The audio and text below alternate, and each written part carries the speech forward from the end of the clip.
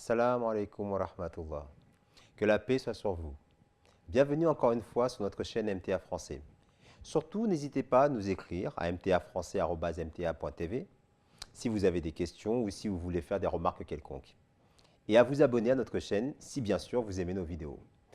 Tout d'abord, nous tenons ici à présenter nos condoléances aux familles des victimes des atrocités qui ont été perpétrées au Sri Lanka à l'occasion de la fête de Pâques. Pourquoi un tel déferlement de haine? Pourquoi assassiner lâchement des personnes alors qu'elles sont en prière? Est-ce que ces attaques ont un motif religieux? Les prophètes de malheur, qui appellent de leur vœu une guerre civile dans notre pays, analysent ces tueries en leur donnant systématiquement une dimension religieuse. Qu'en est-il en réalité? Eh bien, le drame de Colombo nous rappelle la tragédie qui a frappé la mosquée de Christchurch en Nouvelle-Zélande. Là aussi, des personnes qui étaient venues témoigner de leur spiritualité dans un lieu de culte ont été sauvagement assassinées. Malheureusement, on se rend compte ces dernières années que les lieux de culte, censés être des refuges, des endroits de paix et de sécurité, peuvent désormais devenir des endroits où des lâches viennent y semer le chaos. Et tous les cultes, sans exception, sont visés par cette haine. Rappelez-vous, à Pittsburgh, où 11 juifs innocents ont été massacrés lâchement alors qu'ils profitaient du sabbat pour se recueillir dans leur synagogue. Rappelez-vous, en janvier 2017, quand 6 priants furent assassinés dans une mosquée au Québec. Rappelez-vous encore du Père Hamel à Saint-Étienne-du-Rouvray en 2015, fauché pendant une messe.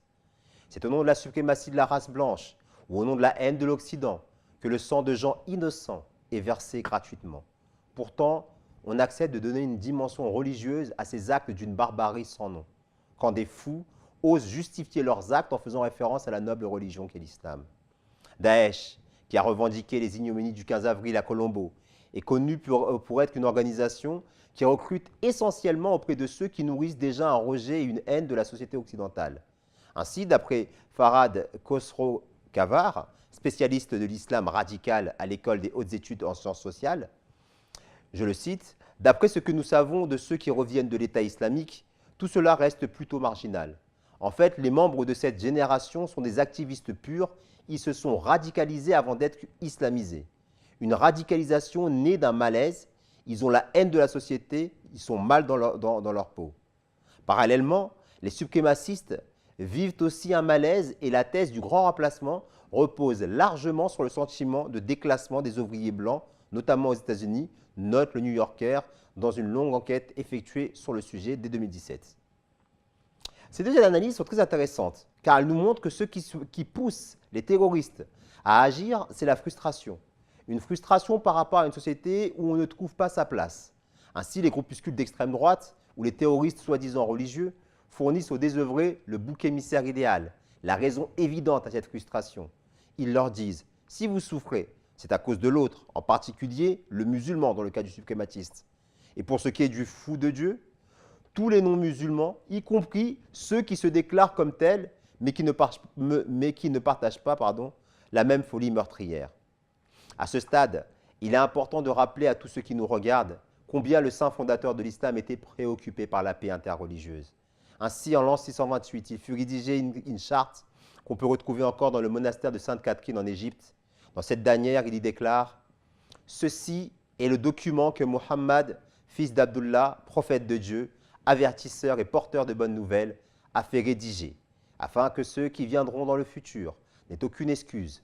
Tout musulman, violent ou déformant ce qui est ordonné, sera considéré comme violant le pacte de Dieu et sera un transgresseur de sa promesse, et par là même encourra le châtiment de Dieu, fût-il un roi ou un simple sujet. » Il déclare ensuite « Je promets que quiconque, moine, voyageur ou autre, demandera mon aide, que ce soit dans les montagnes, les forêts, les déserts, les habitations ou dans les lieux de prière, je repousserai ses ennemis avec tous mes amis et assistants, avec ma famille et tous ceux qui déclarent me suivre.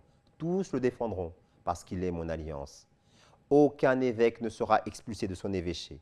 Aucun moine ne le sera de son monastère. Aucun prêtre de son lieu de prière. Et l'on n'empêchera aucun pèlerin de faire son pèlerinage. Aucune de leurs églises ou autre maison de prière ne sera ravagée, détruite ou démolie. Aucun matériau de leur église ne sera utilisé pour construire des mosquées ou des habitations pour les musulmans. Tout musulman faisant de la sorte, sera considéré comme s'opposant à Dieu et à son prophète. » Fin de citation. Et ces paroles ne sont pas restées lettres mortes, car même en période de guerre, lorsque les musulmans étaient victorieux, la tolérance et les libertés religieuses étaient garanties. Ainsi, à la conquête de Jérusalem, lorsque le calife Omar anhu, fut invité à prier dans l'église du Saint-Sépulcre par le patriarche Sophrone, il refusa, craignant qu'il ne crée un précédent qui menacerait l'utilisation continue de l'église en tant que lieu de culte chrétien.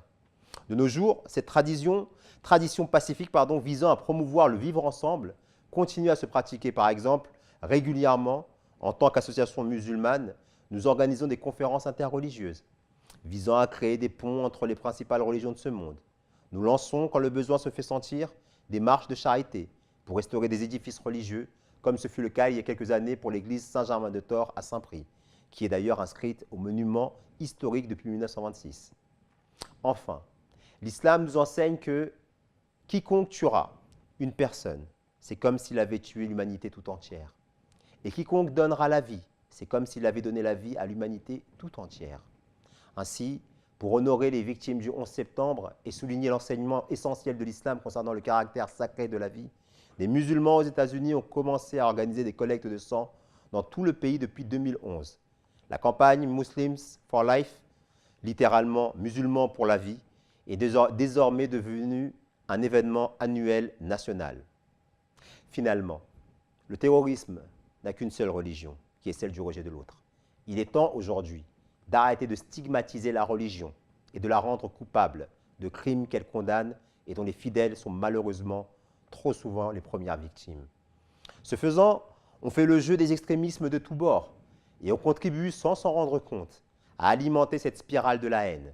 Les médias, au lieu de mettre constamment de l'huile sur le feu en invitant régulièrement des racistes démagogues uniquement intéressés par la vente de leurs bouquins, devraient mettre en avant les enseignements pacifiques de l'islam pratiqués par la majorité des musulmans et agir comme une force pour le bien et comme une force pour la paix. Voilà, merci d'avoir pris le temps de regarder cette vidéo. Encore une fois, n'hésitez pas à vous abonner à notre chaîne. Et sur ce, à la prochaine fois pour une nouvelle vidéo. Et assalamu alaikum wa rahmatullahi ta'ala wa barakatuh. Que la paix soit sur vous tous.